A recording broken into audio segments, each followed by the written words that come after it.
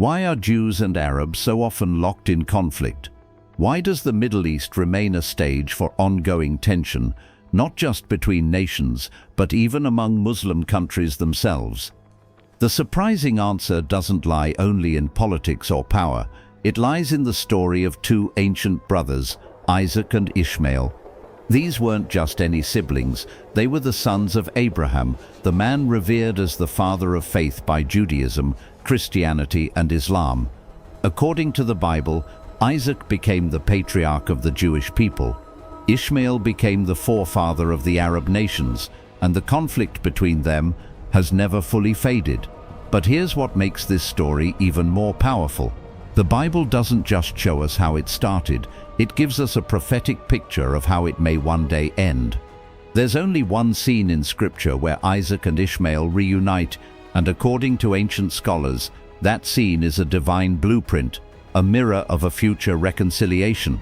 So, let's explore the deeply rooted origins of this ancient tension, and by the end, you'll discover why understanding their shared story is essential to understanding the world today. In ancient Jewish teaching, there's a profound principle called Maaseh Avot Siman Lebanim. The deeds of the fathers are signs for the children. In simple terms, the stories of Abraham, Isaac, and Ishmael were not just historical events. They were spiritual prophecies. What happened in their lifetimes would echo in the lives of their descendants. In Christianity, a similar idea exists. It's called typology. The Apostle Paul used it to show how the Old Testament wasn't just history. It was a spiritual code pointing to future truth. Now, modern scholars are applying this pattern to the conflict between Israel and its neighbors, and the connections they're uncovering are astonishing. But to truly understand it, we have to go back to the original promise, the one that started everything. It all began with a divine declaration. God said to Abraham, "I will make you into a great nation, and through your descendants all peoples on earth will be blessed." But there was a painful obstacle. His wife Sarai was barren. She could not have children, and in the ancient world, a woman's worth was often measured by her ability to bear life. For Sarai, her infertility brought private grief and public shame. Later, God would rename her Sarai, meaning princess. But at the time, that name must have felt like a cruel irony. How could she be a princess when she couldn't even give Abraham an heir? Time passed, their hair turned grey, their bodies aged, and that once glorious promise began to feel like an impossible dream. One day, out of desperation, Sarah did something drastic. She offered her maidservant Hagar to Abraham. "The Lord has kept me from having children. Go sleep with my servant." This wasn't an act of hope, it was an act of human control, a desperate shortcut. But once Hagar became pregnant, jealousy filled Sarah's heart. She turned on Hagar with bitterness, treating her with cruel contempt. And so, Hagar ran, pregnant, humiliated, alone, into the desert. There, in the desolate heat of the wilderness, something extraordinary happened. An angel of the Lord appeared to her and said, "Go back to your mistress and submit to her. I will multiply your descendants until they are too numerous to count." And he gave her a prophecy and a name. "You will call your son Ishmael, because the Lord has heard your suffering." Ishmael, God hears, even in her rejection, even in her exile. God saw her, and he made a covenant of blessing for her child. Then came a prophecy, one that still resonates today. He will be a wild donkey of a man. He will live in tension with many, and many will oppose him. He will dwell in conflict, not by curse but by nature, a reflection of his untamed spirit. At first, this may sound severe, but in the ancient Near East, the wild donkey wasn't a curse. It was a symbol of fierce independence, a creature of the open desert, untamed, unruled and free. It represented someone who would thrive in hardship, live without chains, and bow to no master. This was not a condemnation, it was a calling, a portrait of a people destined to endure, to rise through adversity, to walk a path of resistance and resilience, and to carry their legacy with strength, honor, and freedom. Years passed, The camp grew older, the people grew weary, and Sarah, now in her 90s, had long given up hope. She had come to believe that Ishmael was the child of the promise, that God's plan would continue through another woman's son. But then, something unexpected happened. One ordinary day, 3 mysterious visitors arrived at Abraham's tent. Abraham, now 99 years old, welcomed them with kindness and reverence. And as he served them, one of the men, a divine messenger, spoke these words: "I will surely return to you this time next year, and Sarah, your wife, will have a son." Sarah overheard from inside the tent, and she laughed, but not with joy. It was the hollow laughter of someone who had waited too long, who had dared to hope for too many years, and no longer believed in miracles. When God later confirmed the message, Abraham didn't shout with celebration. Instead, he turned his heart toward Ishmael, the son he had already raised. "If only Ishmael might live under your blessing," Abraham cried. This wasn't resistance, it was the voice of a grieving father, one who loved his firstborn and feared what was coming. But God was clear. "Yes, but your wife Sarah will bear you a son, and you will call him Isaac. I will establish my covenant with him as an everlasting covenant for his descendants after him." And just as God promised, Sarah, the woman once barren, gave birth to a healthy baby boy. They named him Isaac, meaning he will laugh. The name would forever carry the sound of disbelief turned into divine joy. For a while, there was joy in the camp. Laughter returned, the promise felt fulfilled. But underneath the joy, a quiet tension was building, and it would soon explode. Years later, during Isaac's weaning celebration, a joyful milestone in a child's early life, Sarah noticed something unsettling. She saw Ishmael, now a teenager, mocking his younger brother.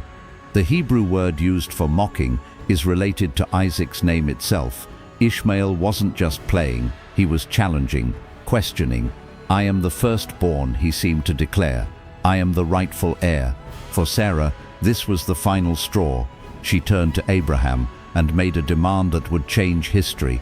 "Get rid of that slave woman and her son. That boy will never share the inheritance with my son, Isaac." Abraham was devastated.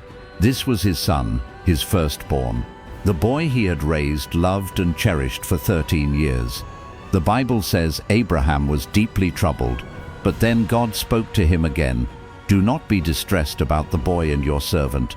Listen to whatever Sarah tells you, for it is through Isaac that your offspring will be reckoned." God also reassured him, "As for Ishmael, I have heard you. I will make him into a great nation." So the next morning, with tears in his heart, Abraham gave Hagar and Ishmael bread and water and sent them away into the desert. As Hagar and Ishmael disappeared into the desert, Abraham watched them go. One son stayed, the other was cast out. And with that moment, something irreversible began, a physical separation that symbolized a spiritual divide. It wasn't just a father parting from his child. It was the beginning of two peoples, two destinies, walking opposite paths. Abraham's heartbreak in casting out Ishmael echoes today in the grief and rage felt by many Arabs and Muslims. To them, Ishmael's exile is not just a biblical memory, it mirrors their own modern history. When Israel was established in 1948, hundreds of thousands of Palestinians were displaced from their homes. This moment is known as the Nakba, or the catastrophe. It is remembered as a national trauma, a wound that many believe has never healed. To some, Isaac's rise felt like Ishmael's erasure. Imagine being told that your story no longer matters.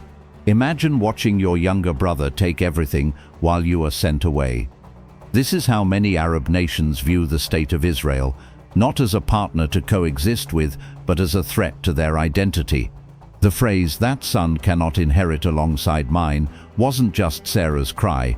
It is echoed today in the most radical speeches of the modern world. Imagine this.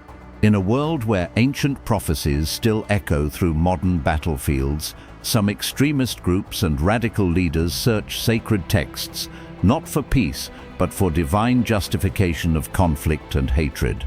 One chilling example comes from a controversial hadith, a saying attributed to the Prophet Muhammad. This particular saying is cited in the Hamas Charter and included in certain Iranian legal texts. It paints a dark, apocalyptic scene. The final hour will not come until Muslims engage in battle with the Jews, and the Jews will hide behind rocks and trees, but the rocks and trees will cry out, "O Muslim, there is a Jew behind me, come and deal with him."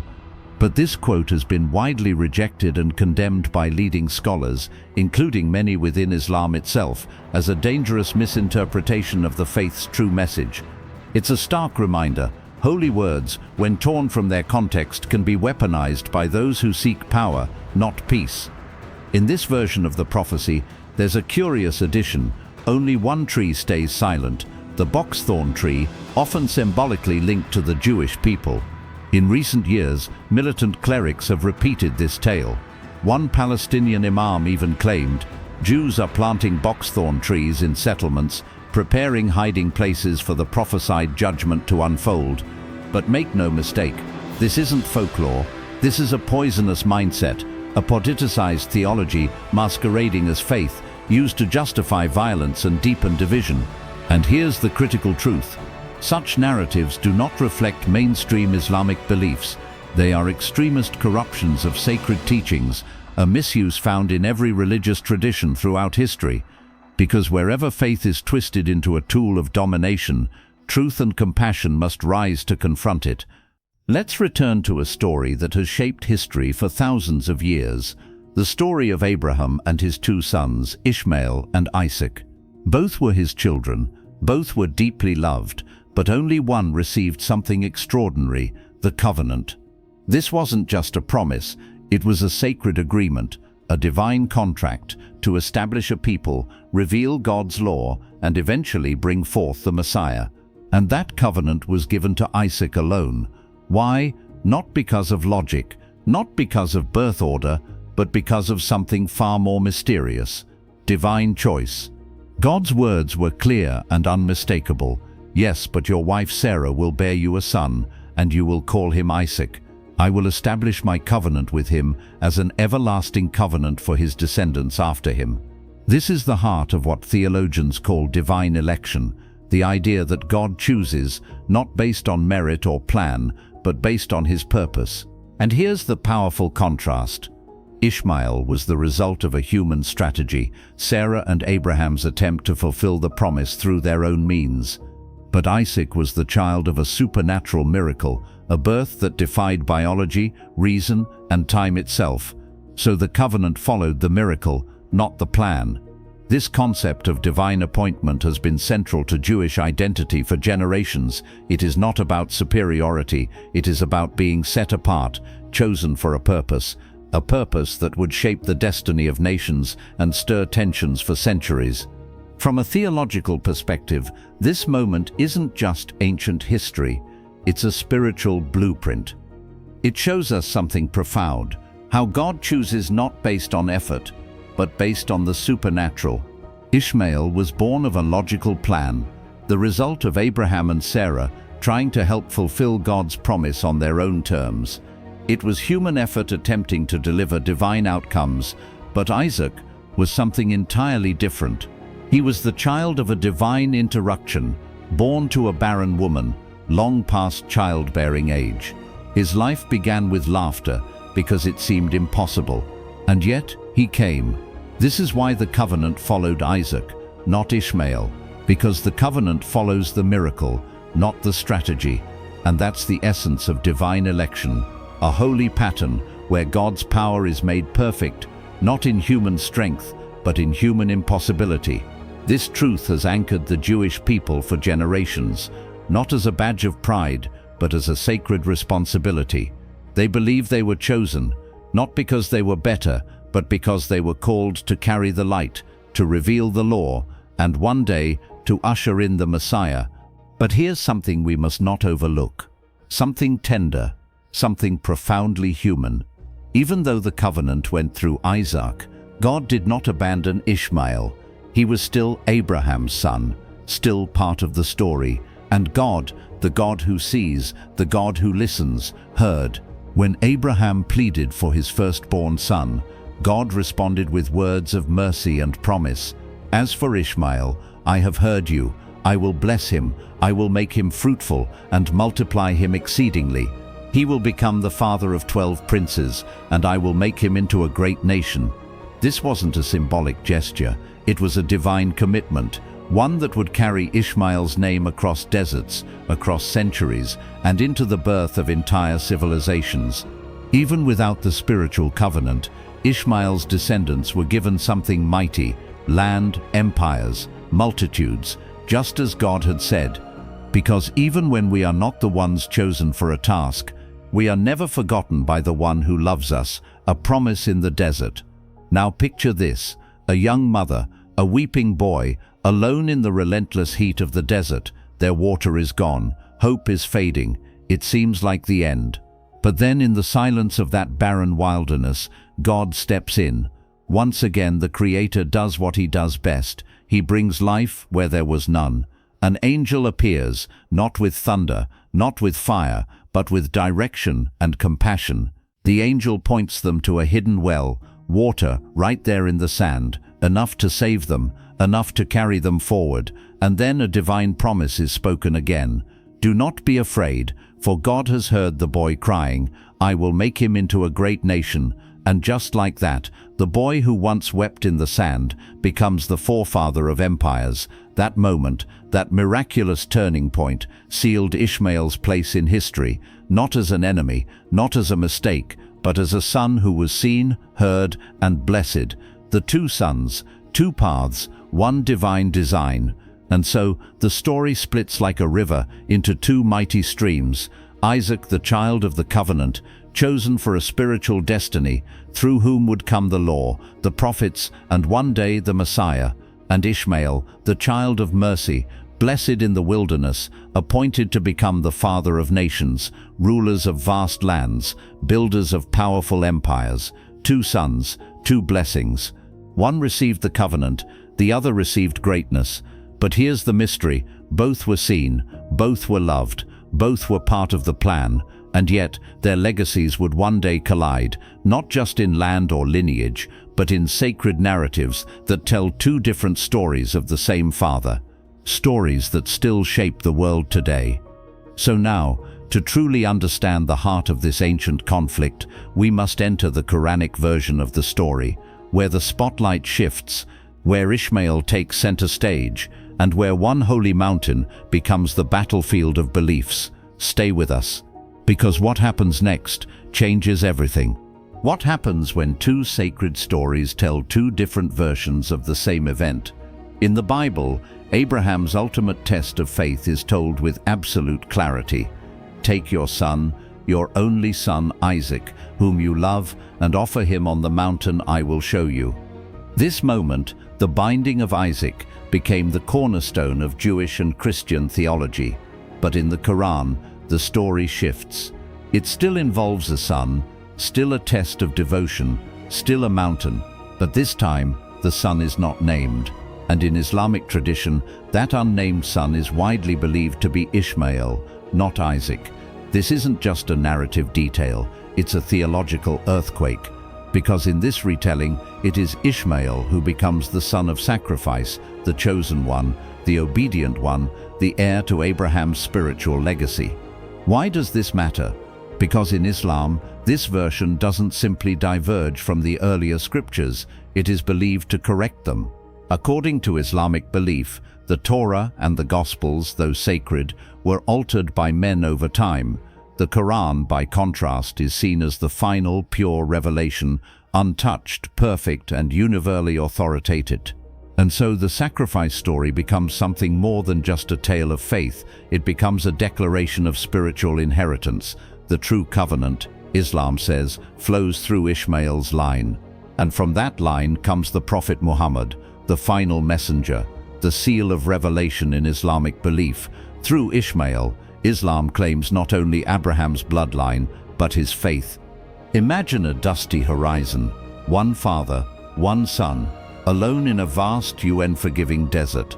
This is where Islamic tradition tells us that Abraham and Ishmael traveled to a land without water, without walls, without a people, but they didn't come to build a home.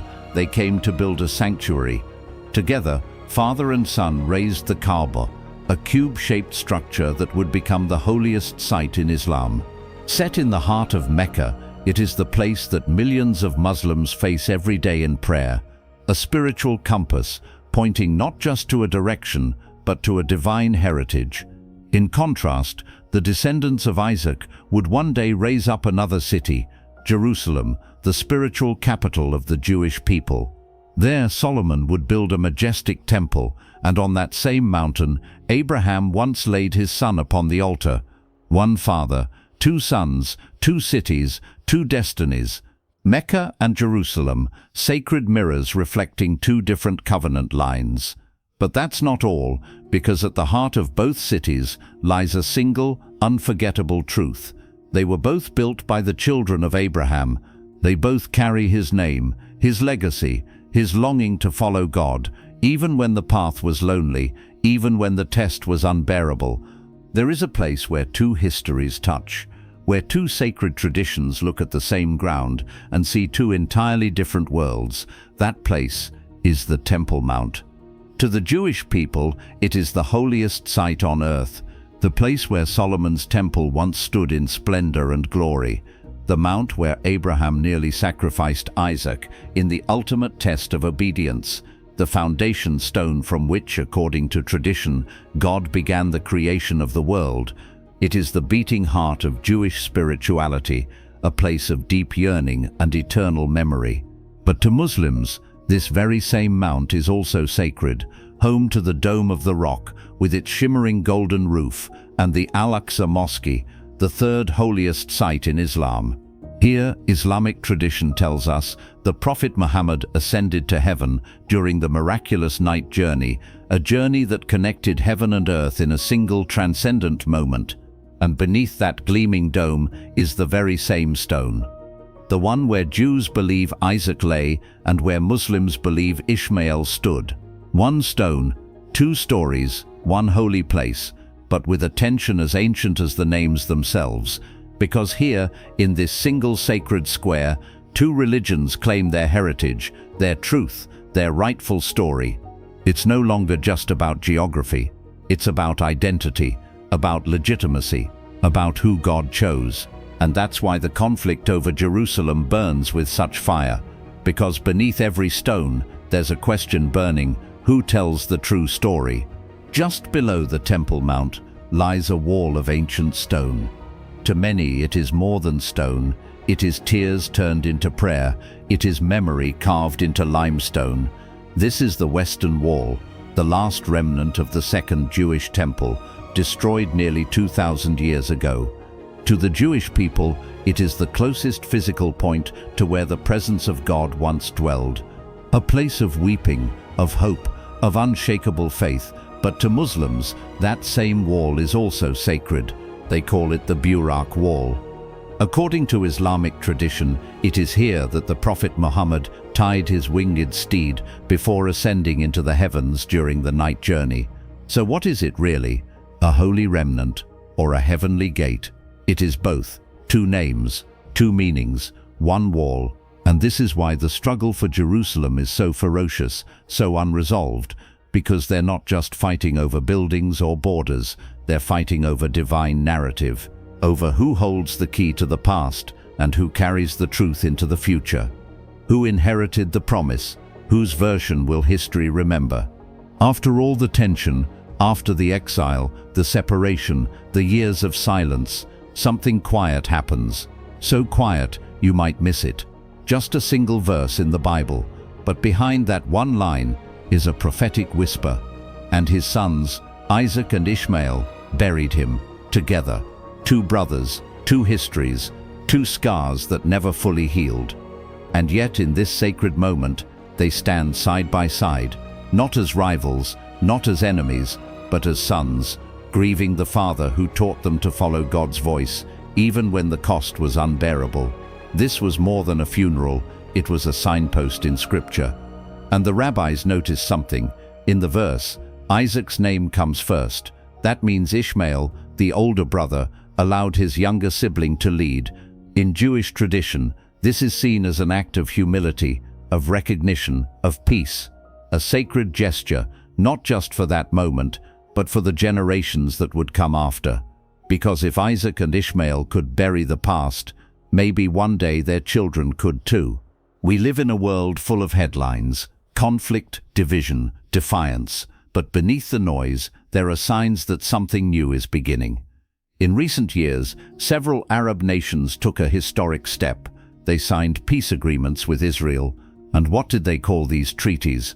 Not just accords, not ceasefires, but the Abraham Accords. They chose a name that meant something deeper, something older than politics. Abraham, the one man both Jews and Muslims call father. This was no accident. This was a statement that beneath every division there is still a shared beginning, a shared name, a shared possibility, a way back. Long before treaties and politics, there were those who saw the truth with spiritual eyes, not generals, not kings, but mystics from both faiths, Jewish Kabbalists and Muslim Sufis, who sat in silence, seeking not power, but God. They weren't interested in who was right. They were searching for the divine light beyond words and walls. Both spoke of the soul's journey, of peeling away the ego, of longing to return to the infinite source, and both believed in a love that transcended law, a love that burns, heals, transforms. And so, if you looked closely, you might find two men at a tomb in Hebron, one wearing a turban, the other a kippah, sitting beside their shared father, not arguing, but agreeing. We seek the same God, we walk the same path. Let love be the bridge. And in that moment, they accomplished what armies never could. For centuries, the world has watched two paths unfold. Isaac's line, chosen for the covenant, the promise, the law. Ishmael's line, blessed with greatness, nations and legacy. And between them, the echo of a question: can these two ever be reconciled? The Bible offers a third path, a path not born from blood, but from grace. It begins not with conquest, but with a man who walked between the camps, who didn't choose a side, but reached for both. His name is Jesus. To the Christian, Jesus is more than prophet, more than teacher. He is the Son of God, the bridge between heaven and earth, between God and humanity, and in his mission, he did something radical. He broke down the wall that stood between families, tribes, and nations. The Apostle Paul wrote, "For he himself is our peace, who has made the two one, and has destroyed the barrier, the dividing wall of hostility." That wall wasn't just political, it was spiritual. It was built from past wounds, pride, pain, and ancestral grievances. But Jesus came not to rebuild it, but to tear it down. In his new family, there are no labels greater than this: redeemed, forgiven, loved. According to the Christian story, peace begins in the heart. When someone follows Jesus, they don't just adopt a belief, they receive a new identity, one that transcends race, bloodline, and border. And it's happening even now. All across the world, there are churches where Jewish believers and Muslim background believers worship together, singing, praying, forgiving. They are living proof of something unthinkable. Reconciliation is possible. But this is just the beginning. The Bible promises a future not yet fulfilled, a day when Jesus will return, and when he does, he will not come with politics, but with justice. The wolf will dwell with the lamb. They will neither harm nor destroy on all my holy mountain.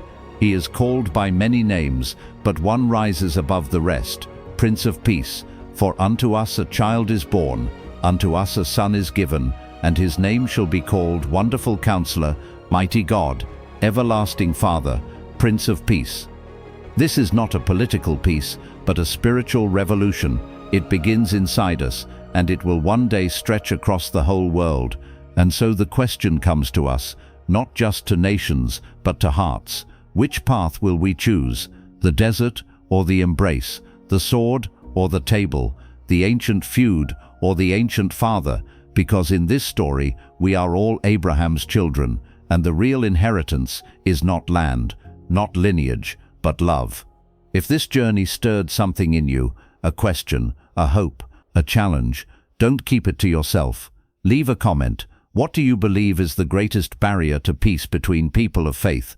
Share this video with someone who needs a glimpse of hope, and if you want to dive deeper, click the video on screen to discover the biblical destiny of Iran, the truth about Iran in the Bible, and why that difference has shaped so much of today's world. Because peace is possible. The father of Isaac and Ishmael is also the father of us all.